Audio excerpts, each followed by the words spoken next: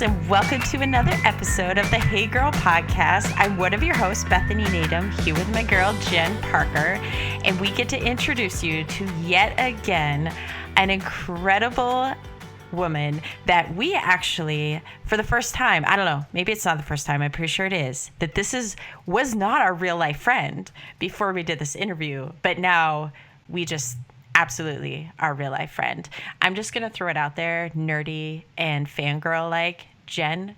When Lori likes my Instagram posts now, I get really excited and I feel special because, ladies, we have brought to you Lori Brown Harris, who we actually got to know by following her on Instagram.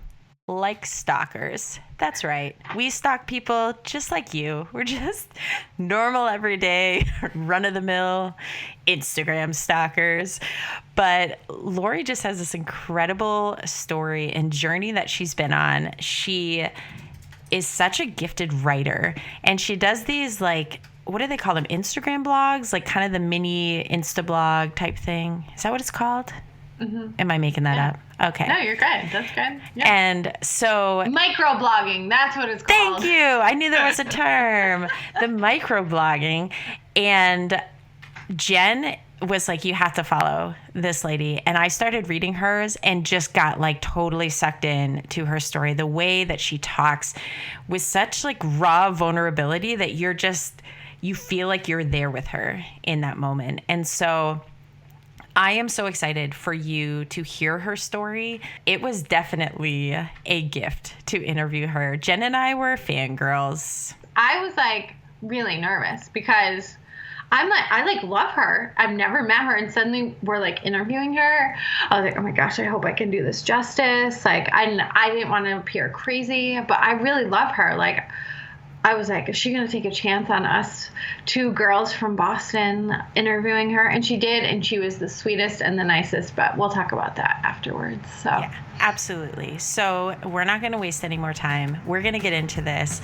Girls, sit back, grab a cup of coffee, and enjoy this interview with Lori Brown Harris.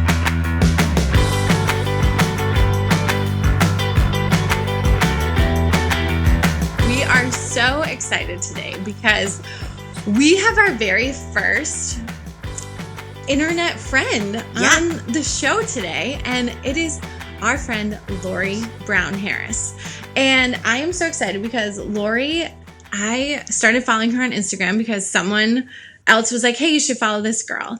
And I was like, okay, I'll start following her. And then I started reading everything that she wrote underneath her beautiful pictures, and I was captivated. Oh, yeah. And so then, Lori, I'm just going to say, like, if you're ever like, there's some random people following me, it's because all of my real life friends, we'll like be talking and be like, oh my gosh, I like get my phone and I'm like, you need to follow this girl right now. I'm sending you a direct message so you can start following her now. So even yesterday, I just had that conversation because I was sitting with one of my friends. She's like, oh, what are you doing tomorrow? And I'm like, oh, I'm so nervous. I'm going to interview this girl and I love her. And haven't I made you follow her on Instagram yet? And she's like, no. I'm like, right now, get out your phone. Do it. So without further ado, Bethany and I are both here today to do our podcast, which normally only one of us interviews, but we're both here today. With makeup on. We put on makeup today just for you. Yes. Oh, I did too. I did yoga. Just to get my face on. I know. Yeah. That makes us love you even more. I love it. So, all right, let's jump in. Lori, tell me, like, where are you from? Like, your family of origin? Like, how many brothers and sisters did you have? Start there for us. Okay. Well, I'm from Rocky Mount, North Carolina, which is a little bitty town. And I have mom and a dad. My dad passed away when I was in college, but I had 3 younger brothers. And we kind of grew up right outside the city limits, and we had a very normal, boring family. Okay. Oh, I love this. So wait, I'm sorry. Rocky Mount is where you are now, though, right? Yes. Okay. We will get there. This is what makes the story so sad. I grew up, and I moved away, and I came home. Okay, so when you moved away, where'd you go? Tell me, like, college, meeting your husband.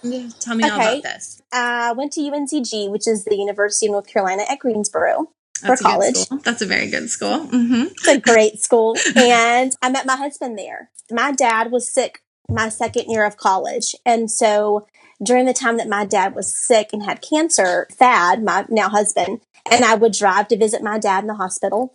And he got to know the pastor of our church then. So during our time in college, Thad served on staff at a church, and he eventually felt called to a church here in Rocky Mount. So that was kind of our first, like, I'm moving away, I'm never coming back home. And then it's, oh, I'm going to get married, and now I'm really going to move back home. So we moved back to Rocky Mount for a little while. Several years after that, we ended up moving to Dallas. So our longest stint being away from home was when we lived in Dallas. And that's where we kind of felt the call back to Rocky Mount. So the story is just, it's a big old mess. Yeah. So you've been in ministry your whole married life. Yes. And yeah, Thad and I dated 3 years. So for like 20 years, we've been in ministry together. Wow. That's a long time. That is a really long time. Bethany and I are both, she's in ministry. My husband is in ministry. And so we can definitely relate to all of that. Tell me about Rocky Mount. Like, what is like the demographics? Wow. Well, it's, I mean, like, when we talk about Rocky Mount, like, Rocky Mount is not a huge city, but we have so many like little surrounding towns that kind of all get lumped in to the city of Rocky Mount. So I'd say we maybe have 120, 140,000. I would have to say predominantly in the city limits, it's African American. Outside the city limits, it's mainly white. So, okay. Yeah, we live in the inner city. We live way downtown, where really, and when I say downtown, people assume we have a bustling economy, but we just don't. I mean, Rocky Mount experienced a flood in, I think, 1999, and we just kind of never recovered. And so because of that, when FEMA came in and did a bunch of trailers and stuff, and they then gave people a payout, people that had lost their homes in a flood took a payout and then bought a really inexpensive house downtown. Okay. So it's hard. The upkeep on an older home is pretty expensive. And so over the last almost 20 years, we've just seen a huge decline in the city limits. We've had a lot of industries go. So we don't have a lot downtown. And people assume when I say that we have lots of stuff going on. We just have a lot of people living here and not a lot of jobs. We have a really nice Imperial Art Center, and we have those kinds of things, but that's really about it. We also have a brewery. Oh, okay. I'm in. Yes. Yes. We have Capital Broadcasting, which is a huge corporation, came in and bought up what we call the Mill Village, which is about 2 blocks from my house. And they're sinking like loads of money. And so they're putting in some restaurants and a whole bunch of craft breweries, and they flipped a lot of old village homes. And so they're hoping that will attract a different demographic downtown, but it'll be a long time. But it's exciting. You know, it's looking better downtown. Nice. So what drew you guys to do urban ministry? Well, when Thad was in seminary, he really just felt called to plant a church. We had done some church planting work before. And so for the last year that Thad was in school, he really began to pray that God would give us a people and a place that really needed the gospel and really needed grace. I kind of told him I was praying with him about that, but I really didn't. I love living in Dallas. I mean, he had a great job at a great church. I loved our church family. We had 3 more kids while we were in seminary. So we had kind of reared our family in Dallas. When he began to pray about a people and a place, I had no idea that it would eventually be Rocky Mount. But when he began to pray about that, the city of Rocky Mount had been in the news a lot for poverty, for crime. We made the top 10 most impoverished cities in America. When Forbes does that report, we made that list. Whoa. Yeah. And so he really just felt drawn to it. And I was so angry because I just didn't want to move back home. I knew we have a lot of race issues here. It's very poverty stricken. The church culture is kind of removed from the world here. Okay. And that causes a lot of problems. You know, we don't know many families who have their kids in public school. I hate to say it's kind of a legalistic place to live, but it really is. I mean, this is the Bible Belt. So that just brings a whole new set of challenges. And it's not really the best place to raise a family because there's not a lot here. I mean, if we have a day off from school or we want to go do something fun, we have to drive far out of town to find anything to do, you know? And that's kind of, yeah. I'm going to read to you some words that you wrote on Instagram. And this was definitely one of the things where I was like, oh, I hear your heart in this. And it's so my heart. And I think that's why I just related to you so much. But I just want to read on January 27th, you wrote, walk the neighborhood down to where the shotgun houses line up in rows, past the one crack house that looks empty but runs a booming business, and then all the way around the corner to where the sidewalk runs out, until one truck with one man, up to no good, pulled up beside me and asked if I wanted a ride. Because women walking alone in the middle of the day right here in this part of town are usually high as a kite and as broken as the pavement they're standing on. Walk your neighborhood all the way into the shadowy places and stand there long enough for Jesus to give you a tangible picture of what it feels like to stand in the dark, and then commit to do something about the dark you see. Girl, I was speechless after I read that, because we live in suburban America, and a woman walking down the road is totally normal. But when you said it like that, like, she is broken. Like, a woman who's walking that part of town is broken. Yep. And high, and would get in that truck and Lord knows what would happen. Yeah. Talk to me about that. Like, what is your heart for your neighborhood? But what also does that look like on a normal day?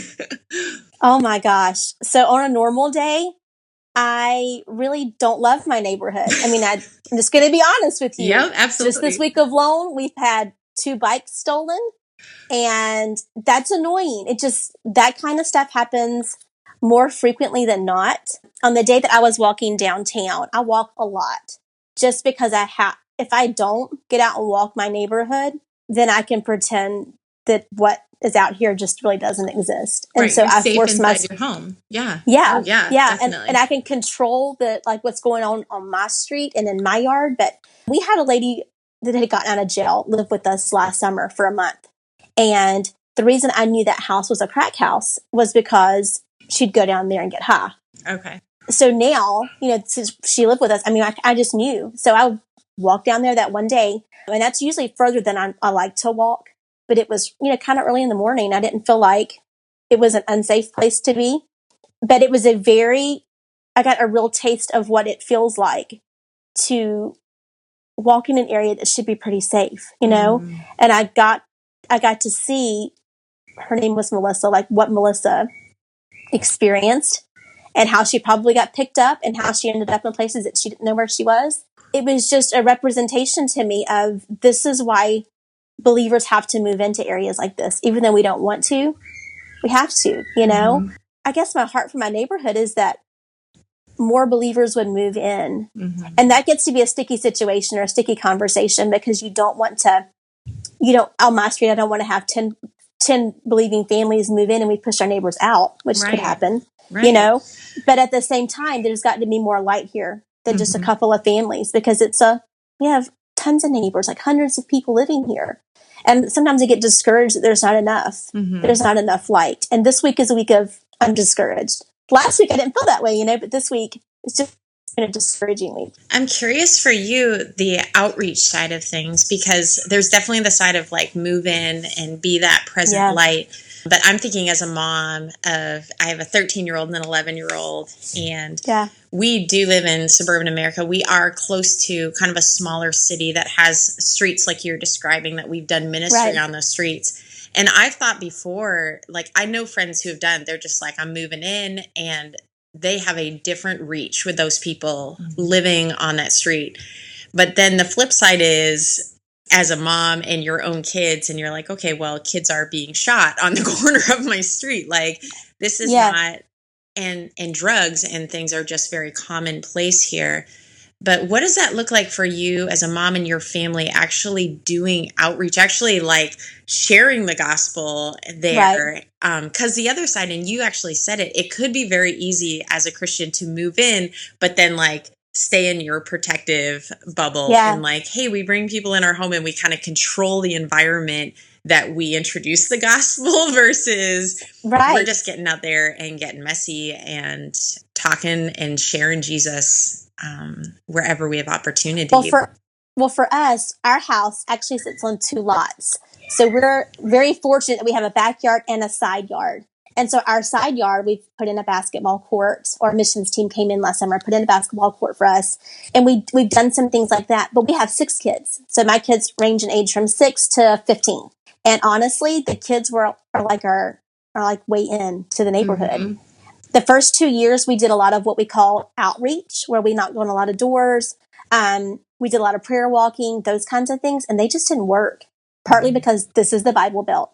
So our neighborhood was very accustomed to having churches come in for a week and do a camp or bring the van around to pick up kids for vacation Bible school.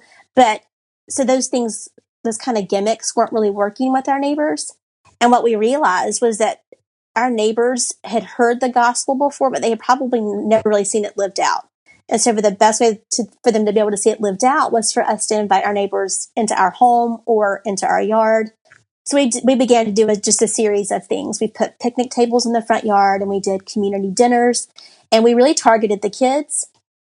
And honestly, the kids are who we're reaching. We're not reaching many of the adults. I think they're just very closed off. I think if we can reach this generation of teenagers in 10 years, our community will look different. We just take whoever God sends our way. Mm. So our yard is kind of like the safe place. So when the kids are out of school, we're one of the only stay-at-home moms. And so the kids are here, and we feed them snacks, and we've always got popsicles. But we have standard rules, and I will send the kid home in a heartbeat. I will walk down there and talk to the mother. A lot of times it doesn't do any good, but I still do those things. And then the other thing that my family did was, after we homeschooled for 7 years, and I still have one kid at home I'm homeschooling. But after 2 years of living here, we felt like God was really asking us to trust him with our kids in public school, because all of our neighbors were attending they were attending failing public schools. Mm-hmm. And when I mean failing, it's terrible. Like, they're terrible. And it's not that the teachers are terrible. The admins are awesome. It was just the way our city has drawn the lines. Our schools are segregated. Wow. So the schools that my kids attend are predominantly African American, and I say like 98%. We don't really we have a few Hispanic families, but there are not many other ethnicities right downtown. We really felt convicted that if we were going to say we loved our neighborhood and we loved our neighbors, and our neighbors weren't getting a quality education because our schools were failing and no one seemed to care, then we should probably at least put our kids there, or at least show up and volunteer. My husband started volunteering a little bit before we put our kids there, but here's the thing. We didn't have any skin in the game. Mm-hmm. So this white man shows up to this school where the whole administration's African American, and they've seen lots of white people come and go in and out of the schools. And so we put our kids in. So we started out just in the elementary school and the middle school. And public school has been one of the hardest, best things we've done for our community. I can't say that it's been the best thing for our family. And that is one thing that today I'm wrestling with. We'll have 2 in high school next year, 1 in the middle school, and then we'll have 3 in elementary school. Schools are great. The teachers are great. But I'm seeing a difference in my own children. Not that they're becoming defiant, but I feel like they're behaving in a manner that's reflective of their community. And that's not always good. So we're having to overparent all the time. But being in our public schools has given us skin in the game, and it's made us understand why our world is the way it is. Kids are not given the same education. Schools are not funded all the same. Mm-hmm. And that's a hard thing to swallow. And the hardest thing is, I have a choice. I can do something different with my kids, but most families don't have any options. And I'm wrestling. Thad and I are both wrestling with that. Do we want to take our kids out, especially the younger 2 girls, and do a few more years of homeschool and then send them when they're older? I don't know. But it's hard. I'm not going to lie to you. It's super hard. And I'm always beating the bandwagon of public school, because this would not be hard for my family if we had 4 other families like ours in our schools. But we don't. And that makes it hard and lonely. So I think we could revolutionize our public school system, if we would just all do it. I'm an idealist all the time. So when I think about like what we could do so much. I think about, in our context, so many families are working, moms and dads are working 2 and 3 jobs to afford private school. And they don't have any extra time. And they're stressed out about paying for the private school. It's so expensive. But the options for public school are so poor that it's just hard.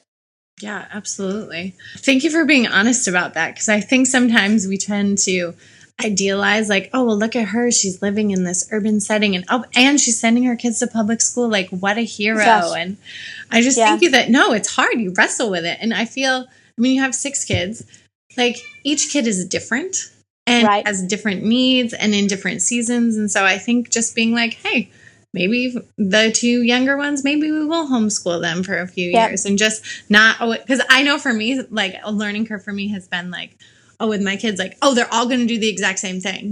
That ideal, like, they're all going to be the same and they're all going to go to the same school and do the same thing. And then you're like, oh, wait, they're all totally different. Like they have different needs, and adjusting my standards for what they may need in different seasons looks totally different. Yeah, and just understanding that it's not whatever we decide today isn't what we have to do forever. Right. We can change our mind. Right. Every single year can look different for every kid, and that's not ideal, but that's a possibility, We can do that. We're the boss. That's right. We're the boss. Talk to me a little bit about the season you're in with your husband.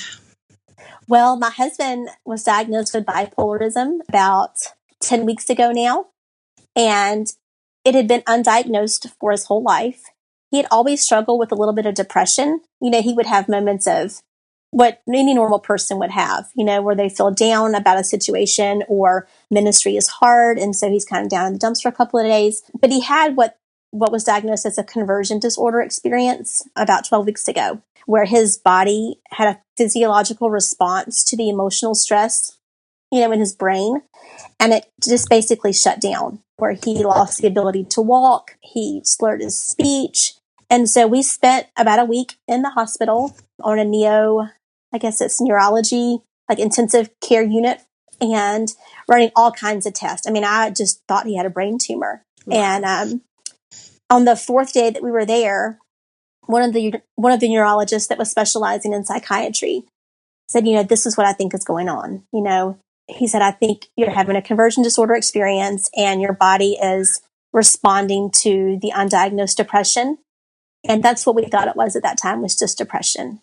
And we knew he probably was going to need to go away for about 30 days to an in-treatment facility and get some help with how to navigate the depression, how to medicate it, and then just learn how to walk again. His body just wouldn't do what it was supposed to do. So he went away and to the ranch in Tennessee, which I can't even say enough good things about it. He had a great therapist. He actually has several therapists, but his one main therapist was just super awesome. And they diagnosed him with bipolar. And the weird thing about Thad's bipolar is he doesn't have a lot of lows. So his mania would go on for years. So when I've done several podcasts in years past, and people would always say, how in the world do y'all do all that you do? And I would honestly say, I have no idea, Now we know why we were able to do all that we've been able to do for so long, because my husband's mania is so long and his lows are not low enough to make him stop.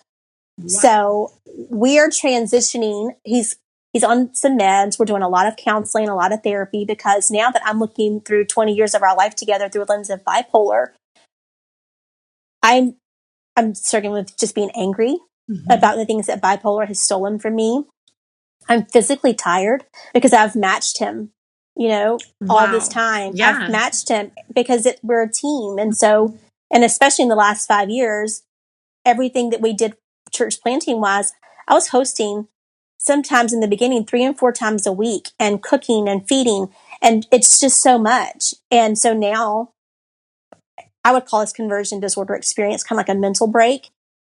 In the last 3 months, I've actually had time to rest and really, when he went away, to have those conversations with myself of, what are we doing? How do I feel about this? He's gone. I can rest. I don't have to do anything. And just dealing with all of that. So we know going forward, we're going to have to make some huge life changes, but we're not in a place to make those changes just yet. So I don't know what our life's going to look like in a year from now. Wow. I have hope that it's going to be better, because I didn't think it was that bad. It's not been bad. It's just been hard. I know, because you hear like bipolar and you say mania, and like I hear mania and I kind of freak out a little. But for you, it just looked like a lot of ministry successes.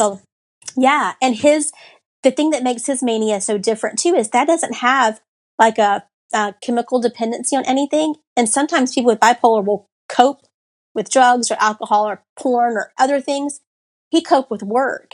And because he's been in ministry for 20 years, his mania allowed him to do a lot of great things for the kingdom, which the church applauds. Right. So you're caught in this trap of, well, this is expected. The need is there. I can do it. So I'll just do it. And that's what we've done forever. Wow. Yeah.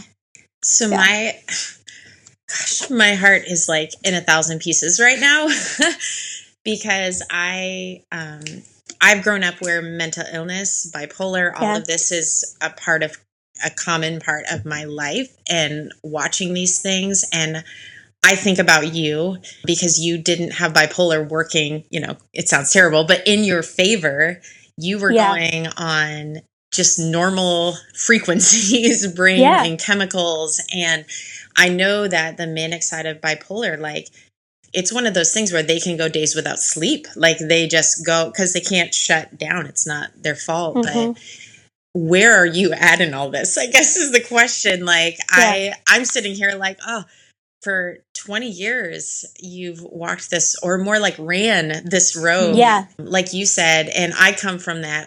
My husband and I, and Jenn is the same. Like, we do ministry with our husbands and we are alongside them. And I went through a season where my husband went away traveling with a band and he was gone. And I went to work full time. And for me, it was trying to match everything I'd done at home while doing everything in full-time ministry, while being, wife. Yeah. And 12 months in, I crashed and burned. So you're 20 years in and you're like, I think I'm kind of tired. And I'm like, girlfriend, how are you doing? Because I was like in therapy a few months in and I'm like, oh my gosh, I'm exhausted. Like, when we lived in Dallas, we had the most fabulous support network.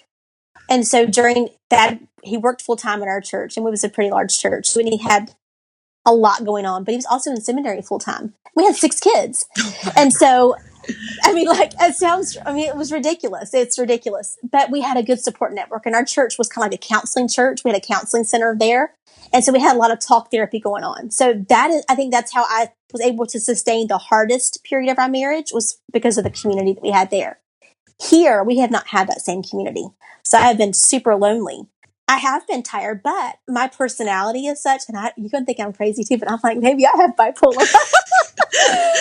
I'm asking myself those things. Like, I can get a lot of stuff done and I like doing it, but I can rest, and I know what I need to help me rest, to find peace in the chaos. I can stop. Like, I don't care what people think, I can just say, no, I'm not doing that. And so that's been helpful, but I know I need just individual counseling. We've got to do the marriage counseling first. We're meeting with a new counselor tomorrow, praise the Lord.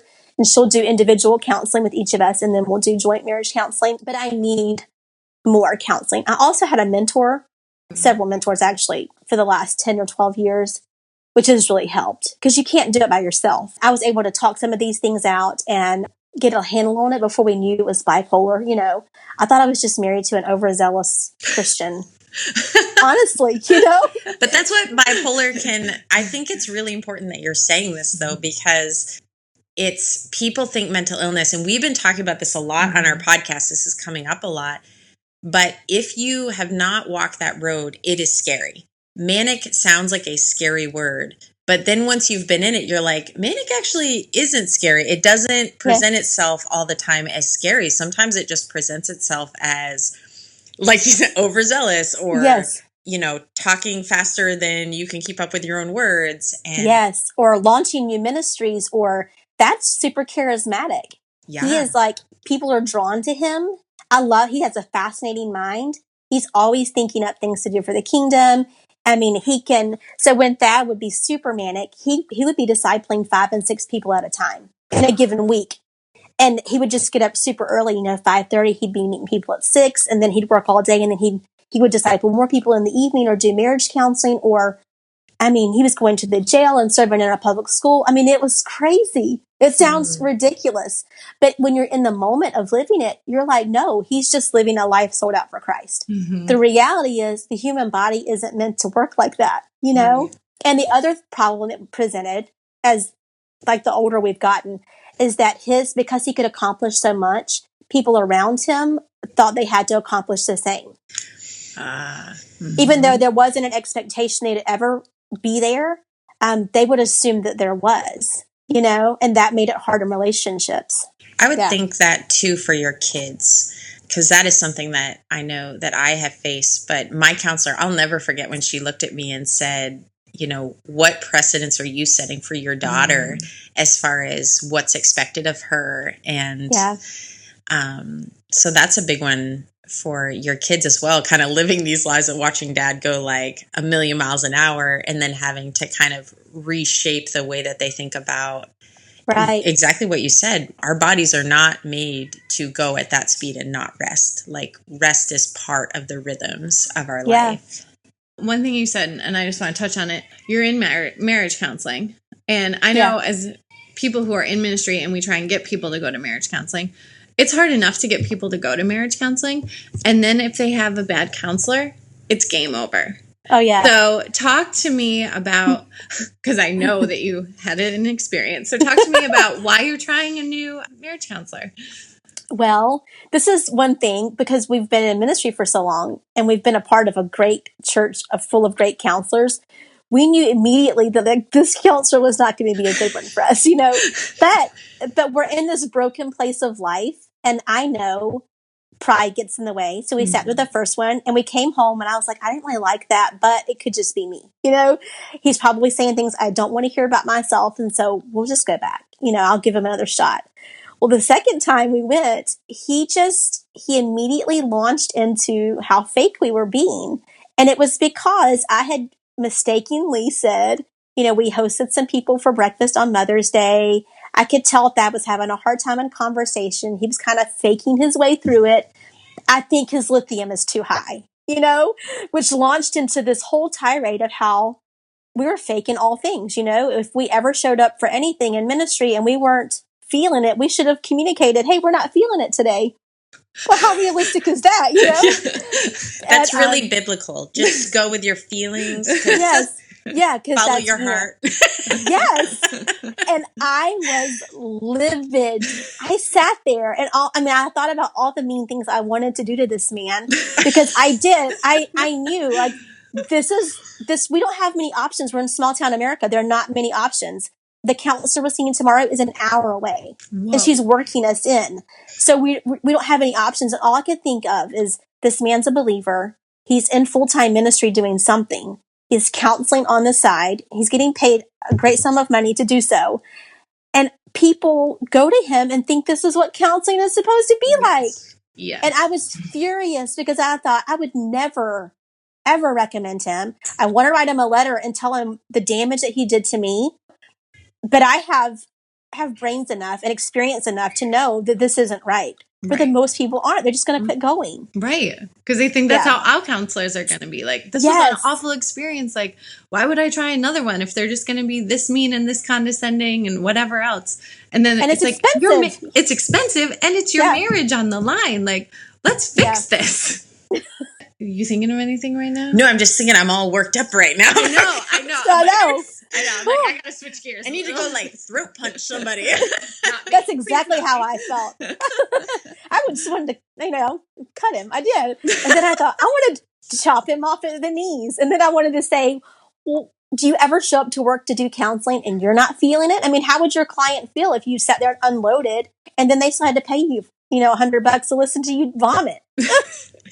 Yeah.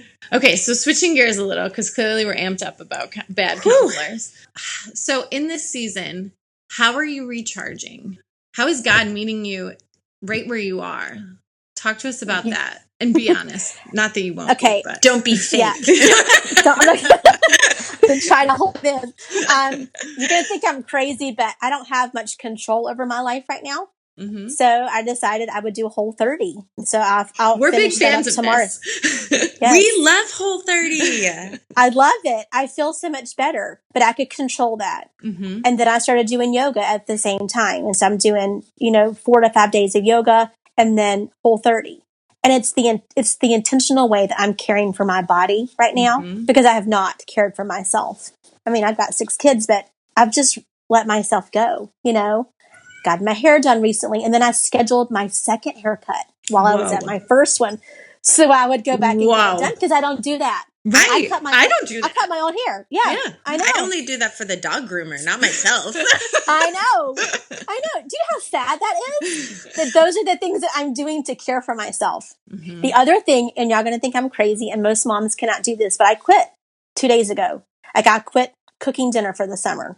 Okay. Because I'm tired of cooking for my kids, and all they do is complain about it. Mm. And so from now until school goes back, they're responsible for their own dinner. They can have whatever. I'm going to buy stuff. They want to fix it. They have to fix it themselves and clean it up. I'm going to just sit on the porch and, have a cup of coffee or whatever I want to have on the front porch while they can have Frosted Flakes out of a Ziploc bag, which is what my kid did last night. He's like 11. He can make himself a sandwich. You're my mom idol. Yes. Can I just be you? Yes. Well, I mean, I've not launched any into the world, so I don't know that this is really good for them, but this is what we're doing because I'm done. I'm done. Yeah. Well, it's the end of the school year.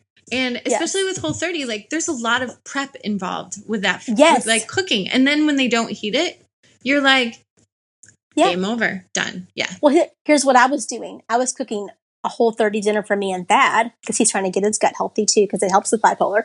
And then I was cooking another meal for them. Oh. They were complaining and not eating it. Well, then I had all the leftovers in the refrigerator, which I'm not going to eat those. Right. And I think that's a good summer plan. I like that a lot. Yes. All the eye rolling on Tuesday just really did it for me. I was like, well, I'm spending time and money on food that you don't want to eat anyway. So now I won't even fix the food that you don't want to eat. You can just have hot dogs. I don't care. Yeah, go for it. I like that. Yeah. I love it. Yeah. Mm-hmm. Okay, this is a question we ask all our guests. What's the most superficial thing about you? I don't know. This is a question that says, let's be real, sisters. Yeah. We all have that stuff. That is not I wax. I bought one of those like a Brazilian wax kit. I don't do that. Okay. But that's what it's called, just so you know. And I heat it up. I do my eyebrows and my legs and my bikini area. It's girlfriend, awesome. You wax yourself? Wow. I'm just impressed. Once a month. Yeah, once a month. It lasts me that long. Wow. Yes. Okay, Andy's going to edit this out, but you want to know my wax story? This is one of my faves. Okay, so I decided to go and do the whole wax thing.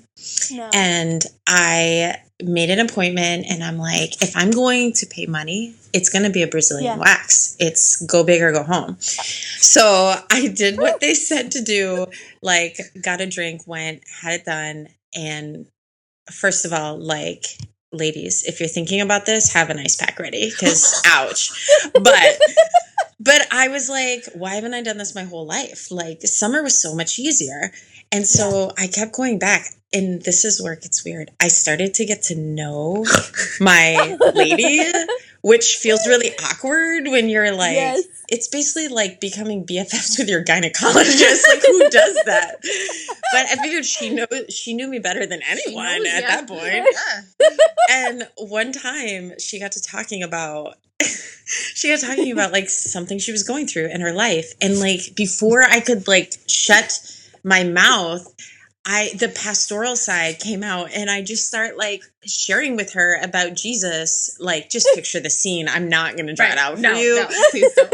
But I invited her to something at our church, and I know it sounds great, but like seriously. And then after she comes in, she's like, hey, you know what? I think I'm going to come. Yeah, I'm definitely going to come. And as I'm driving home, this is the worst. This is a confession time for me. Mm-hmm. I'm thinking to myself, how am I going to introduce this woman to people in my church? Like, 'cause that's going to be the question, right? Like, oh, how do you know her? You can't. How do you I don't know. And so I must confess, I avoided that question. Like, I didn't want people to know I knew her because I didn't want to. And now I just told the world. Yep. Darn it. But I hope that's not edited out. That's a great story. you said that story, and I'm like, I feel like I should confess because I haven't shared that one in a while. That I went, and that's legit. And I'm just sitting here like, you do it yourself. I know. I'm really impressed. Yeah, it's not that bad. Okay. Well, I mean, I don't like to be naked in front of other people, so I just can't. Oh, really? Because that's like my fave. I'm like, Andy's definitely editing that out. I would have to drive like an hour out of town to go someplace where I wouldn't know anyone, who I didn't go to high school with. Yeah. Yes. Yeah. Oh, I just started sweating all of a sudden. I just threw up a little bit in my mouth. Wait, I thought of another question. Do you have a book coming out? No. No? But your Instagram hints that this is going in. You're writing. I feel like you're writing for a book. No. Are you being fake with us? No, I'm not being fake with you. No. Okay, then you need to get a book. Yes. The book needs to come out. I don't know. I did sign with an agent a couple of years ago, and I had a year to like get my proposal together. I just couldn't slug it out. And now I think I know why now. Because this is like, I just couldn't get it together. I couldn't figure out where I was going with it. Mm-hmm. And the book she kind of wanted me to write was not the one I just didn't really want to. Mm-hmm. So I let my contract run out. And it ran out, I think, last August. So I know I have a book coming, but like, I think this is going to probably be a big portion of it. You know what I mean? Yeah. So it's kind of like, well, now I know why I've struggled so hard to just get that, just the first few things. So yeah, I am writing a lot offline because I know that I want to get this part down while it's still raw.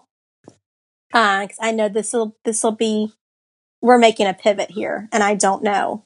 Mm-hmm. So when people ask me a lot of questions about just ministry and church planting, and now I've not been on our normal podcast all summer because I just needed some brain space because I thought I can't talk about church because at this season in my life, everything is changing for me. And all the things that I've laid that's like bedrock faith things, just ministry wise, personal wise, God is really jacking that up, And I don't know. It's like the public school thing. I'm a public school advocate and I'm struggling today, So it's just those things. Yeah. Can I just be honest? Part of why I was so excited to sit with you is because that's where you're at. Mm-hmm. Like that you're in that raw, you're not on the other side being like, let me tell you all the things that I figured out. Like you're in it. And I just have so much admiration for your courage to talk while you're in it. And that is not an easy thing to do. It is so much easier when you're like, just let me get a couple things together. Like I always say like the whole ducks in a row, like, let me get a couple ducks in a row. Mm-hmm. My mentor sent me a thing the other day. She's like, this made me think of you. And it was like, people always talk about getting their ducks in the row. I don't have ducks. I have squirrels and they're drunk. And I was like, that is my life. Yes. Yeah. But I just love that you're writing. And honestly, I'm saying to our listeners now, you need to go and follow her and just read your story. And I love that you don't filter it, because that to me is where the connection is made, is that you're not like, oh, I totally have all the answers to this. And even what you said about, I put my kids in public school and, we need to have skin in the game. Well, that's an easy thing to say when it's your skin, but then when it's your kid's skin and you're like, I'll sacrifice my skin all day, but you're going for my 11-year-old. And just your honesty and authenticity, being willing to say, this is what we're doing for now. I don't know. And we're just taking it one day at a time. I feel like even though people don't like to say it, that's where we all live. Like, we live in that place. We do. So yeah, we do. And I think the reason we don't share is because we do feel like we have to give, like, well, what did Jesus do in the moment? Or what did he do through all of that? Instead of saying he's here present with me and I don't see him doing anything and I don't hear him at all, but I'm keenly aware that Jesus is doing something. Mm. And so either I can share the hard part of that and be authentic in it. Because I'm trusting that Jesus is going to do something good for me because he's good and it's going to glorify him. But this doesn't feel really good at all. And I don't like it. But there's something to sharing the hard middle part because it gives credibility to the thing at the end. And the thing at the end may not be what I want either. You know what I mean? But it is the evidence of the Holy Spirit in and through us during this time. And it's evidence that Jesus is walking with me and that he's allowing it. But there's just, I don't know. I have a hard time just even sitting and talking with people who just want to give me a Bible verse to fix it or expect me to not say anything until this is resolved. You know what I mean? Until those are not your people. Yeah. Or like, until we're all well. Cause I mean, I'm a human being. I'm going to always suffer from illnesses of the soul, of my body, of my mind. It's just going to happen. And if I don't walk with people through that and talk about that, then there's no relationship, you know? Yeah. Absolutely. All the feels. Yeah. That's a word, girl. That is a word. That was a hard word. That's a hard one. Yes. All of them were a hard one because you have to walk through it. Yeah. You know? And you're like, daggone it. I didn't like that, you know? Yeah. But I think it's such a testimony because that's where everyone lives. And I think a lot of times people see Jesus as someone who, he helped me through this, so he's so good. But people are like, where's Jesus right now? And this is like so hard, I can't breathe and I can't see what tomorrow is going to be.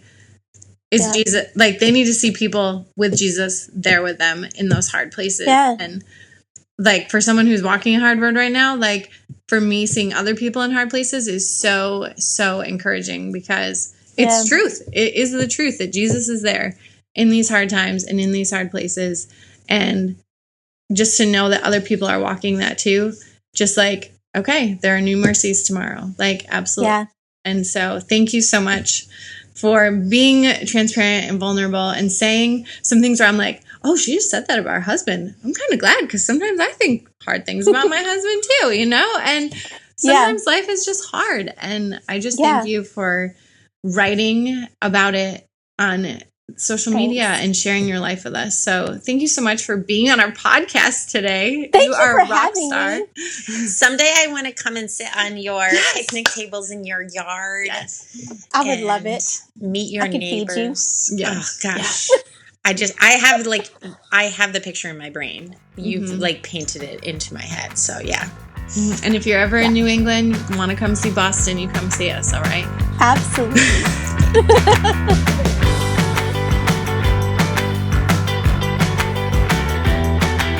All right, girls, I have to be honest. When I was younger, we used to follow NASCAR. And we would follow NASCAR so much that we lived near one of the tracks. And so we would go, before the race, they would be at dealerships, you know, Ford, Chrysler, whatever. And you would go and meet the drivers. And just let me tell you that sometimes when you met them, you're like, oh, these aren't nice men. But you watch them race every Sunday, so you felt like you knew them. And they just weren't who they were on Sundays. Well, guess what? Let me just tell you that Lori Brown Harris is exactly who she is on the internet as she is when you interview her. She is, a delight. Her accent is just perfect. And she's just raw and truthful about her life. And she's passionate about things. But she's also just telling how it is and walking with the Lord and walking some really hard roads. But just amazing woman and just a gift of communication. So I loved this interview. Like I could kiss this interview. Like I just loved it so much. So Bethany, what are your thoughts on Lori Brown Harris? And also, I mean, this is our first interview where we both got to be able to interview and chime in. So talk to me about all that. And my NASCAR reference. How'd you feel about that?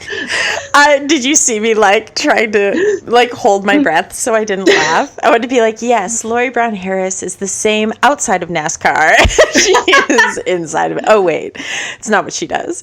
I love the NASCAR reference. Makes me love you more. I thought interviewing with you was really fun, actually. I really enjoyed that. And listen, when I hear podcasts that have like multiple interviewers, I always wonder, like, how do they do that in a way that they're not all talking over each other? Okay, so if I have something to say, I'll just hit you and then you'll know. And We're good with hitting. It's fine. Yeah, it's the simple things in life. And so we kind of worked out our own little system. Mm-hmm. And I love that you said about her being the same, like when we were interviewing her, as she seems when you're following her on Instagram. I appreciated so much how down to earth she was and just incredibly sweet. And here we are, like crazy fangirls, like, we love you so much. And she was just the most humble, like, if anything, equally as encouraging to us, which I'm like, we're nobodies. Like, this interview in particular, I thought about for days afterwards. Like, I just kept running these stories through my head, especially just the reality of what their family committed to in moving into that city and what it is, the decisions you're making for your kids. Like when she talked about putting them in the school and choosing to be all in, but then how honest she was about, that's like one thing to say that, but then when it's your kid that's really wrestling and sacrificing, that's like a hard stuff. I ate it up, like all of it. And I've continued to follow her on Instagram. And she is one that she will have a post that I will feel tears running down my face halfway through her Instagram posts. She has a website. So I also connected that too for our show notes, because she also sends out a newsletter. So while her Instagram posts are super powerful and awesome, the newsletter is more just in depth and more of the story. So I think listeners will just connect to her so much more there too. So please go to her website, start following her newsletter. This is why we do what we do, because we love giving women another platform to tell their story and give God the glory, even when it's hard. So we hope you enjoyed this interview, and go follow Lori Brown Harris on all her social media platforms. We love you, ladies. Have a great day.